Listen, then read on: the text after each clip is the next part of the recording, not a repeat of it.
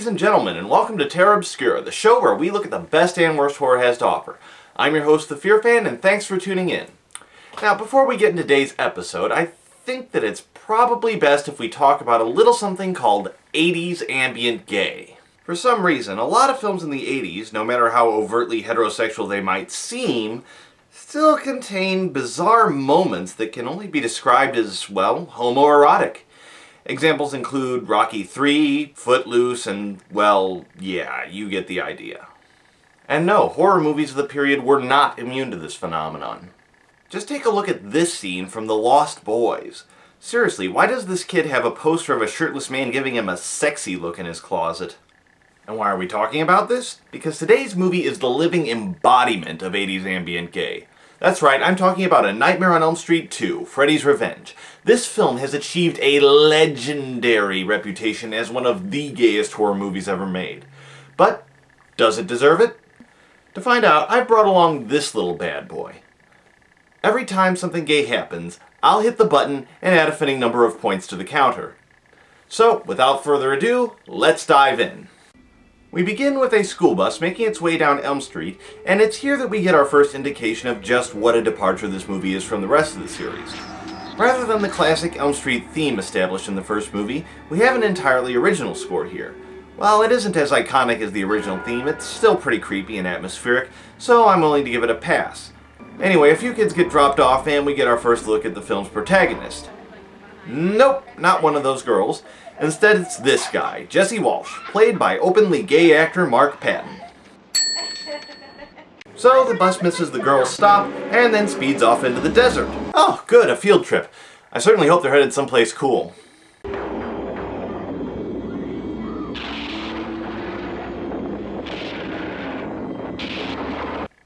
I was hoping for the Science Center.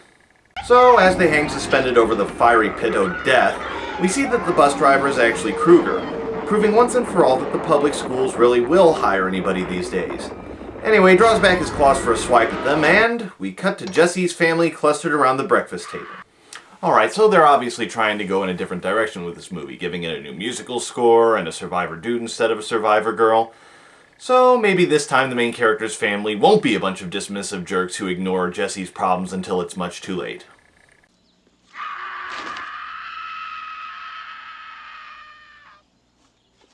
Mommy, why can't Jesse wake up like everybody else? Oh, honey, he's all right. He's just having a bad dream. Can we get a facepalm in here? Thank you. So we see Jesse wake up from his nightmare and... okay, unnecessary male nudity. 1 point.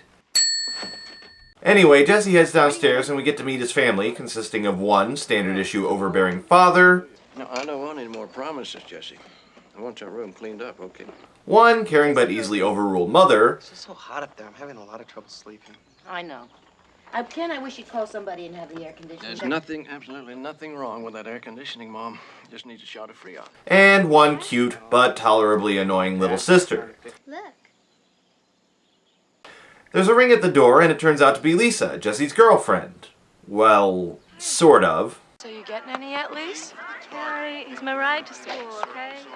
Yeah, Jesse's not like other boys. He just drives you to school, and sometimes you watch movies together. Why, just last week you watched Dreamgirls together 5 or 6 times. And he never once tried to lay a hand on... oh my god. So, back at gym class, it's time to meet Grady, who's basically Rod from the first movie, but without all the anger issues. He and Jesse aren't exactly the best of friends, and... whoa! Naked man ass and sweaty man grappling. 2 points. Well, here comes the coach. Maybe he can straighten things out. Okay, dirtball! Assume the position. Oh, come on! We're not even through Act 1 and this thing's already getting a hell of a workout. So, while they're being punished for their little catfight, Jesse and Grady wind up bonding over that most time-honored of traditions, hating your fucking gym class. Well, that and talking about girls, of course. So what about you and that rich baby you've been cruising to school with every day? What about her? Are you mounting her nightly or what? Look, Grady, you got some problem with me. No, dude, I'm just talking about girls like most guys do, unless they're... oh. Since the two have more or less made up, Grady tells Jesse about his house's past. Apparently it's the same house that Nancy Thompson lived in the first movie, but when he hears about what happened, Jesse thinks Grady's just trying to scare him. That is, until later that night, when Jesse hears something in the basement and heads down to investigate. Dad? And it's here that Jesse runs smack dab into the face of pure evil. No, the other one. Nope, instead it's Freddy Krueger. Much to Jesse's surprise, and admittedly my own, Krueger doesn't immediately try to kill him. Instead, he simply implies that he has bigger and better plans for Jesse down the road. Jesse wakes up screaming like a little girl, and the next day we see that lack of sleep is starting to take its toll on him. He falls asleep in class, only to be attacked by a living phallic symbol. Although it turns out to be just another prank from Grady, he's a bit stressed out from his day, so Jesse tries to head out to meet up with Lisa, but his dad forces him to clean up his room. Right now, son. Right now. To aid in the process, he decides to put on a little bit of music. Great, 2 films in a row with musical sequences. Well, at least this one can't be as off-putting as the one that was in Godzilla vs. Mechagodzilla.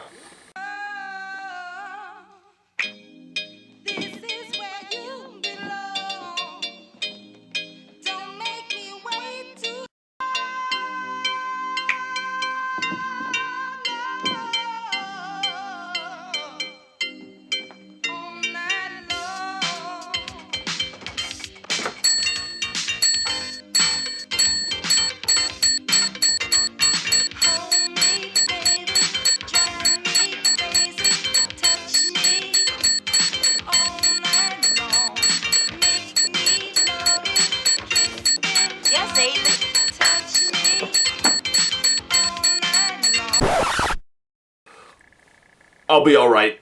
I just threw up in my mouth a little bit. That's all. After awkwardly swallowing her own vomit, Lisa decides to help him put his stuff away, probably hoping to spare us another dance sequence. She opens his closet and... Hey, wait a second. A board game named Probe, and it's hidden in the closet. Thank God I went with the buzzer instead of the drinking game, otherwise I'd probably be dead of alcohol poisoning by now. Anyway, while Lisa's helping to put things away, she happens across Nancy's diary from the first movie. At first, they have a bit of innocent fun reading through it. Sometimes when I'm lying here in bed, I can see Glenn in his window across the way, getting ready for bed. His body is slim and smooth, and I know I shouldn't watch him. Is it just me, or does Jesse seem way too into that description? His body is slim and smooth, and I know I shouldn't watch him. No, it's not just me. Continue. Although it's fun at first, the last few entries are pretty disturbing. They detail the events of the first movie, and the similarities between Nancy's nightmares and his own is enough to leave Jesse unsettled. That night, Jesse awakens to find that Salvador Dali has apparently paid a visit to his house. He heads downstairs to check on the furnace and finds Freddy's glove where Mrs. Thompson was keeping it, adding yet another reason why it's a bad idea to leave murder weapons lying around the house. Anyway, Freddy appears to Jesse and reveals his master plan. He wants to possess Jesse so he can enjoy killing in a real body again. So what you're saying is this entire movie is about Freddy wanting to stick himself inside of Jesse. Freddy disappears, leaving his glove behind as a job offer. After a relatively uneventful day at school, Jesse returns home for a relaxing evening with his family and his pets, knowing full well that, holy shit! Alright, if you've already heard about this movie, odds are that you've heard about this scene, the infamous bird attack sequence. And yes, it is every bit as idiotic as you've heard. I mean, seriously, if you want to get rid of the bird, why don't you just open up the window, or... Well, that was... something. I mean, whose idea was this? When I think of things that scare me, killer parakeets are pretty much at the bottom of the list. Below hermit crabs with rocket launchers, but above killer hangnails. I have some very specific fears. But, putting that aside, this was a blatantly supernatural occurrence, and you know what that means. That's right, it is time to play Rationalize That Shit. Dad, you go first. It isn't the gas. Don't tell me it's not the gas. Your mother thought she smelled gas. Well, Ken, I thought I did. I wasn't All right, sure. then what is it? Any bird rabies? It's that cheap seed you've been buying. Oh, please, Ken, really? No, it could be. It's got to be a rational explanation. I mean, animals just don't explode into flames for no reason, do they? That's right. Right. Well, it's sure not a leaky gas pump. Ooh, good one, Dad. But points off Jesse for trying to talk him out of it. So, Dad, what do you have to say about that? You set this whole thing up. What are you talking about? You know damn well what I'm talking about. What'd you use? Firecrackers? You know what he did? He used a goddamn cherry bomb. Oh, stop. That's what he did. Look, you can't talk to me like that. Jesse, come back here. Jesse! Ken, Come back here, Jesse! Ken, stop it. You're being ridiculous. That's Jesse! right. Stop it. Congratulations! You have successfully ignored an obviously supernatural occurrence. You win a year's supply of cheap bird seed and a Father of the Year plaque. Needless to say, yet more weird shit happens that night. Seriously, at this point you think Jesse would develop some common sense. I mean, dude, either stay in bed or leave the house. Go for a walk or something. There you go, that ought to take your mind off of things for a bit. And you had to go straight for the nearest gay bar, didn't you? Fuck it, let's just call that 50 points. Anyway, Coach Schneider shows up and takes Jesse back to the school to run laps. Hit the shower. You know what, let's just set this thing to automatic for the duration of the sequence. There we go. So while Jesse showers and Coach Schneider picks out some rope for reasons that I'd really rather not think about, the coach suddenly finds himself under telekinetic assault from Freddy. My god, Coach Schneider's taking balls to the face! I'd better speed this up a little. So the coach gets dragged into the shower where he gets strung up and... Oh dear god, we need the maximum setting.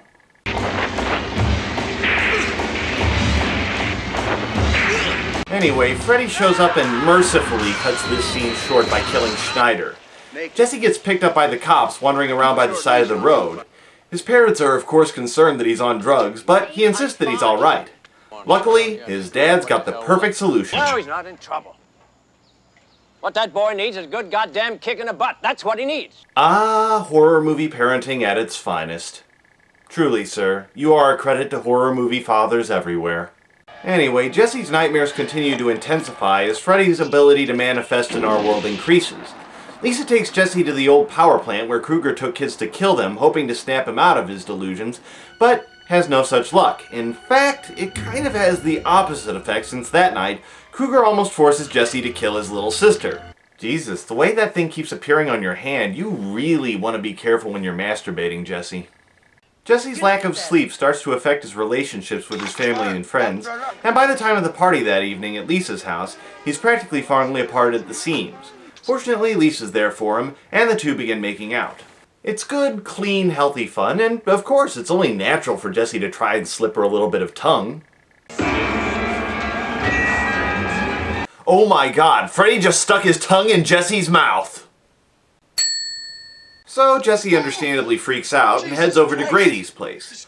He tells Grady that he's worried that Freddy will try to kill Lisa, and that he needs a place to stay. Something is trying to get inside my body. Yeah, and she's female and she's waiting for you in the cabana. And you want to sleep with me. Anyway, he asks Grady to make sure he doesn't start doing anything crazy after he falls asleep, and Grady reluctantly agrees. No sooner has Jesse dropped his head on the pillow than Krueger begins to emerge. Literally.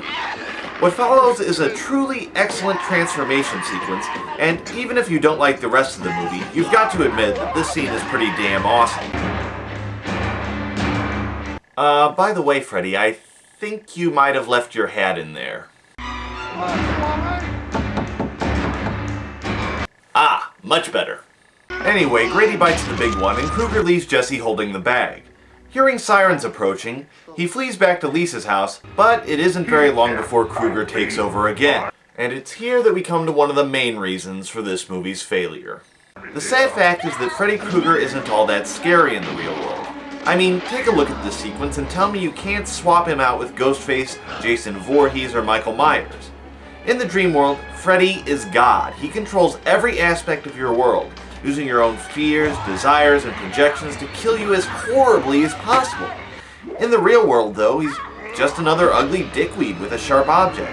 The only real saving grace to this scene is the acting of Robert Englund, who pops off what has got to be one of the best Freddy quotes of all time. You are all my children now.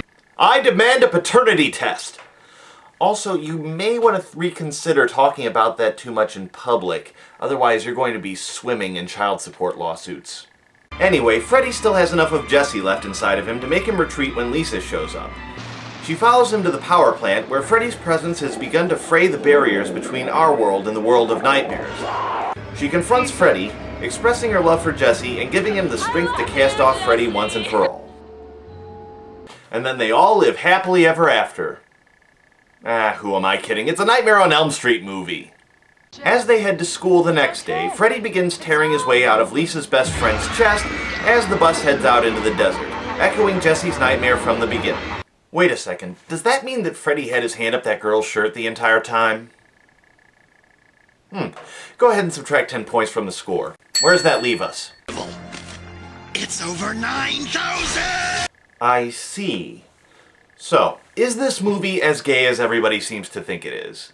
Absolutely. This movie is as gay as Neil Patrick Harris flying a unicorn over a double rainbow during a gay pride parade. But, more to the point, is this movie any good? Well, actually, yeah. Here's the thing, although there are a lot of scenes that are either not scary at all or that are horrifying for all the wrong reasons, Freddy's Revenge still has a lot to recommend it. First off, the story and plot. I give this movie a lot of credit for going in a different direction from the rest of the series, and in fact, this is the only movie in the series, apart from New Nightmare, where Freddy has a goal other than just killing a socially and ethnically diverse group of teenagers.